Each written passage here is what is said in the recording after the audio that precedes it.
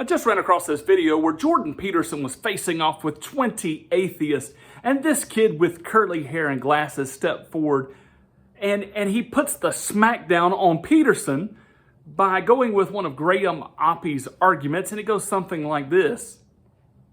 Could God have created a different world than this world? And the obvious trap there is, if you say that he could have, then why didn't God? Because you put us here in this world, it's full of evil, etc. And so God is not all good.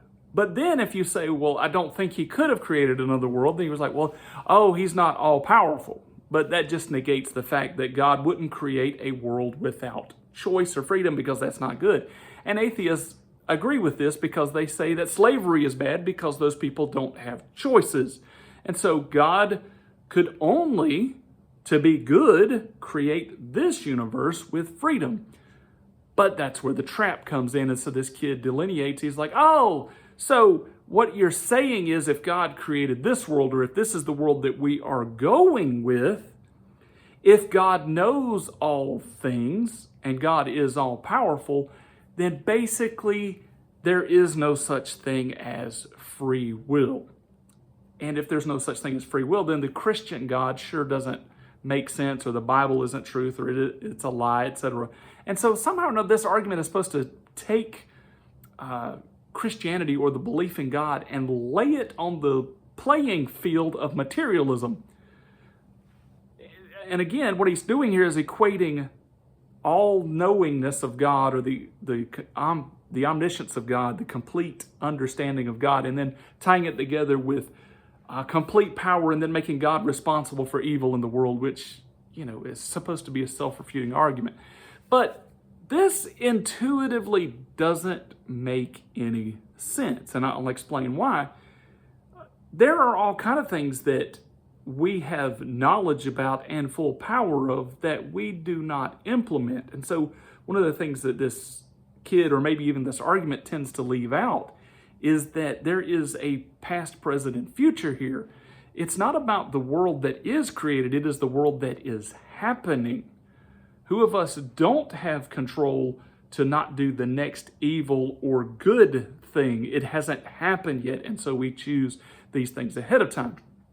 However, let's put this in perspective. I have full power and knowledge to be able to eat rat poison, but I'm not going to do that.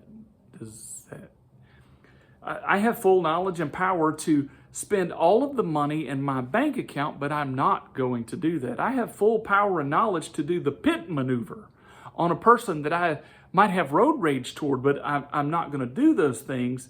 So just because I have power and knowledge doesn't equal outcome. And I don't even know where Oppy would get this from, nor why this kid would propagate this idea.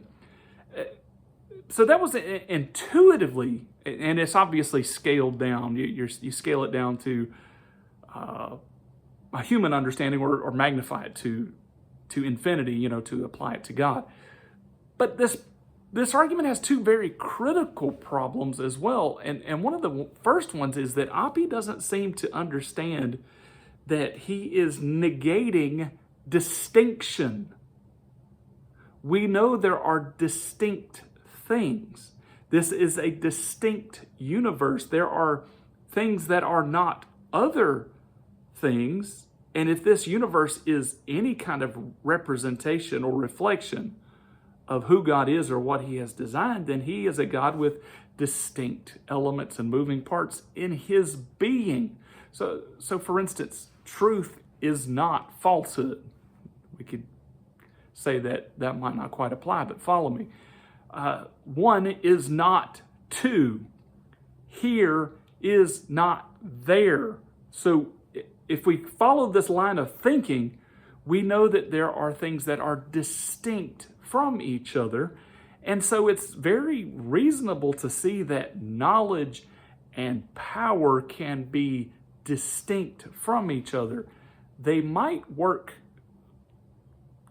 tangentially together, but it's not like one has to override the other, or that they are in conflict with each other. The second problem that I think that Oppy really, I think that he really misses here is he takes limited human understanding and then makes an assumption from it. So for instance, because we do not know how free will works, then he takes that lack of understanding is like, if we don't understand it, then it must be on God, or at least he tries to put that on the Christian view of God. And so because we don't know how it works, that means that God has to be in control of it. And if God is in control of it, then he's also in control of evil, but that's a contradiction. Well, just because we don't know how something works doesn't mean that it does not work. And you don't disprove something just because you make an assumption and apply it to that. So I don't think Oppy's argument here is very convincing in any sense. And further, I can see a little bit why this topic is confusing for atheists, because I think it's Bob Sapolsky talks about, we don't have free will, and that's trying to pull us down to the level of materialism, and yet Christians are saying that we do have free will. I think here's the part that's causing the confusion. We are free to make choices, but we are not free from the consequences of our choices, and our choices impact our desires. And because they impact our desires, there are certain things that will inflame our desires certain directions. So not for everyone, but for some people that begin to, maybe they get a little taste of cocaine, or, maybe a little sniff of cocaine. Maybe they need a little more. And so now they have a stronger desire for it. And so they freely choose it again, but then they have a stronger compulsion for it. And they freely choose it again. Then they have a stronger compulsion until they don't feel like they have any freedom at all, even though they freely chose to get into that. And the scriptures would call this being chained to or in bondage to sin, where we actually have the freedom, but we have destroyed our heart and our minds and our decision-making capacities, and we have engaged with evil things so much that our desires are now more in control. So I can see how this could be confusing to some atheists who think that we do not have a free will. However, the scriptures offer a solution. If we give our hearts to Christ, he will set us free indeed.